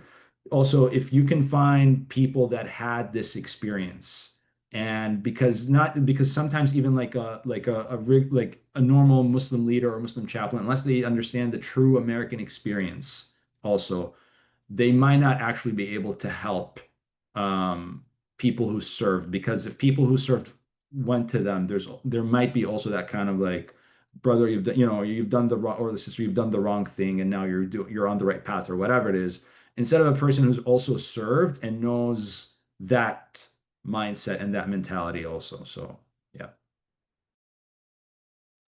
Yeah, all really well said. These are great comments. Anissa, do you want to do questions or ask? I think we questions? might have a couple more on this, Oh, Melanie. okay, because we have to wrap in 7 minutes, but okay. I just want to leave the space for them each to answer. I'm just going to answer it real quick. And as clinicians, I would tell you these things that according to the DoD website itself, about 23% are eligible to join the US military and 11% are willing to join military. So when a brown person or a person from a different faith joins military, it's incredibly hard for us to join that. It is incredibly hard for us to join this. We have to be one of the most smartest or dedicated people as well. I can talk about myself and I can talk about Yousif. He was doing nuclear, you know. I'm sure Ahmed, being a Pakistani, being a Bengali American, and AR, coming from these kind of different backgrounds, had to be either smart or very dedicated, and most of the time it's both. I had a score of 97 in my ASVAB. It's a score out of 99. I had a 97 score on ASVAB. So some of us are highly educated people, so, and highly smart people. So one thing that we do see is we can read people, even though we don't want them to know. We can read people. And a lot of time in the military is what we have is backstabbing. So we have people who say that, oh, you know, we're very kind to your religion and all that. But it turns out those are the same people who turned out and complained against you to the NCIS or anything like that. So what we do want a clinician, if I were going, and, you know, me going to a clinician, I would want them to be honest with me and upfront with me. I don't want them to be extra caring with me that, you know, I did something. No, it's a normal American, join the military. And so I want you to be very real with me, because I can read that. If you sound fake, superficial in any way, I would not come to the next appointment, or I would ask for a different clinician. That is one thing. The other thing is knowing your culture, knowing your religion and culture very well. AR, Yousif, Ahmed, me, we all are Muslims, but we come from a different culture. Islam is a cultural religion now. Pakistani Islam is going to be different than Bengali Islam. And so is a Middle Eastern, Jordanian Islam is going to be different than Middle Eastern, Saudi Arabian Islam. We all have our differences. But there's something similar that we have, and that is to say we have 5 pillars of Islam. I'm going to send an image of 5 pillars of Islam. Know this thing, and you would know what every Muslim associate to. They include prayers, salah, zakat, which is charity, oneness of God, which is, Tawheed. Then they have Hajj, Haji, and then one more that's over there. So if you understand those things, you can break the ice between your Muslim patients and yourself. You can be like, hey, how's your Ramadan going? I heard Ramadan is coming. Hey, you know, I know a lot of Muslims don't pray. Is it something you would want me to put some prayers on? That will make me feel comfortable and know that you, at least knowing the 5 pillars of Islam, I can speak up to you. So my best take to clinicians: treat us like normal humans, be nice with us. If you know our 5 pillars of Islam, I would be more comfortable talking to you that this is what happened, because it takes a lot for people like us coming from third world. Well, I came from a third world country. I was born in Pakistan. We have seen a lot of PTSD already over there. When we come here, we see a civilized world over here. Then for us to be in a civilized world and then get PTSD, that's just very hard PTSD to get rid of. So, 5 pillars of Islam: treat us well, be nice, don't be overly protective, be like, okay, you joined the military, so you have to do a lot of hurdles, and we'd be open to you. I'm gonna throw a quick wrench into what Ali was saying. Like, not every single Islamic sect teaches the 5 pillars. So it's like, but if you know the common thread, Ramadan, praying 5 times a day, and stuff like that, those are very common threads, but like, like when you, especially with the 2 major ones, like Shia, Sunni, it's like so many different things, so many little things, but they do have a couple commonalities. So just like, if you kind of know like what some of the commonalities are, instead of just assuming like, okay, let's talk about the 5 pillars, and be like, well, I don't do the 5 pillars. You think it's Sunni, bah, There's so there. Yousif, there's a great book called How to Be a Perfect Stranger, and it's like a book of religions, and it kind of is like how to be gracious and like learn the highlights of different religions. And I think it has different do you have any maybe we can reach out and see if we can send some of this information specifically to the panel, the people that have joined. Like, just because I wouldn't know where to search for that, like the differences between, so can we brainstorm after the panel and see if we can send some follow-up resources out? Because that's a really good point, Yousif. Yeah. There's not a lot of difference between Sunni and Shia. The only thing is the Shia says that they say that imamat, which means the leadership, did not end with the Hazrat Imam Ali, and they consider more people as the leaders. Muslims say they end at Prophet Muhammad. So this is one thing, and this is what Islam really emphasizes: Allah is one, and the Prophet Muhammad, the last prophet. So that's one just religious context on that. Apart from that, most of the pillars, Yousif, they're the same. Both of them are gonna fast. Different. No, absolutely, yeah. Both of them But gonna also, pray. like, Charity is very important for everybody. Zakat, 2.5% on all your stuff. So, but yeah, but I do see you're gonna bump where to you're those coming people who's from. just Yeah. like that. Yeah. You're talking about the wrong thing. You don't know anything, Yeah, yeah, You're gonna bump to those people a lot, So that's Yeah. the thing. And that's why I said it's a cultural religion. It's a cultural religion. People in Persia are mostly Shia. People east of Persia, Pakistan, South Asia, mostly Sunni. So Shias are mostly Persians. Iran, Iraq, mostly, and parts of Jordan as well. So Hey, Iraq did is you have Arabs. commentary on this as well? What is that? Sorry. Sorry, Maheen. Oh. I'm not sure if.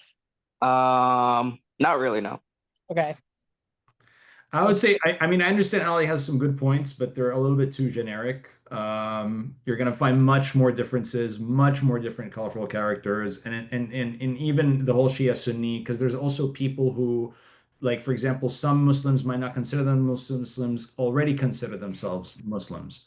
And the thing is, since we're coming out from this way, just, like, again, like my point, just be open to anything, any difference, any whatever it is, and just, And yeah, I've encountered many people from Turkey that don't consider themselves Arabs. They consider themselves European, So it's like you got stuff like that. So it's like Our Turkish panelist got he was busy with work, but he man. really wanted to be here, and we wanted him here. So, Yeah. but Aynisa, So I just want to say, like, from a clinician point of view on this topic, I'm not an expert on this topic. What I have learned from veterans, mostly working with them, is ask a couple of qualifying questions, like, hey, about identification, whether it's about culture, ethnicity, religion, sexuality, whatever it is.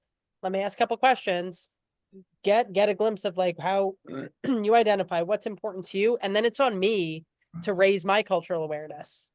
Right. So if you tell me, hey, this is the 5 pillars are significant to me, or it's Ramadan that's significant to me, or this is my heritage, and you identify a region and you want me to learn more about that, I'm not going to use an hour-long session as a learning session. So I try to get like some qualifying information, like, all right, let me get some information here. And then I'll be honest and say, hey, I don't know enough about this. I'm going to learn more though, so I can be your therapist effectively. Right. And then I'll talk about other stuff and ask more questions. The asking, I think, just like to put that out there as a clinician, that has been the greatest gift for me to learn and then teach myself and then learn more and like just keep enhancing it that way. Because I find an error being like, hey, Yousif, I'm going to use this session as fact finding the whole time. Oof. Yousif's going to be like, yo, this didn't help me at all, right? Like it could easily go in that direction. So there's a fine line between like getting enough information to then do your homework and then revisit. So I just want to put that out there because it's something that's helped me clinically. But yeah, I think amazing panel. I mean, I'm like blown away. We could do another hour easily. I really appreciate this. Maybe Melanie, there's room for a part 2 at some point. Yeah, we are going to be trying to do a part 2 to this for our annual conference next year. So thank you guys. So anything you want to see in your commentary, please add that into Megan's going to come on and remind you guys about the CE stuff. But please remember to put in any suggestions. You can email me, you can email Niswanis and they'll forward it to me, whatever you guys want. And we're just so happy you're here. Everyone, can you guys thank our panelists in the chat? Just like throw in some words of encouragement. It takes so much strength to be vulnerable to to 120 people about their lived experience. But thank you all for coming. And Megan, thank you, Ali, Maheen, Yousif, AR, thank you guys so much. Aynisa, thank you for the amazing facilitation. And Megan, will you please share about the CE credit? Yes, of course, Melanie. If you don't mind just working on pinning me as I talk so people can see. Yes, you are pinned, I believe. All right, thank you. So again, thank you all to our panelists, or moderator Aynisa, to Melanie. We love having you here. This one was really beneficial and seeing a lot of great feedback in the chat. So I'm glad people gained something from this one. For CE logistics, by this evening, you'll receive an email with the evaluation link. It will be sent to the same email that you used to join this presentation. In the meantime, I will put the evaluation link in the chat now if you want to do it while it's on the forefront of your brain. Could you also put the link to the foreign-born veterans panel we're having on October 29th? Yep. So let me keep going. So that Survey Monkey, I just put in the chat now. Please make sure that this is completed by Thursday, October 2nd. Again, to get CE credit, this is due Thursday,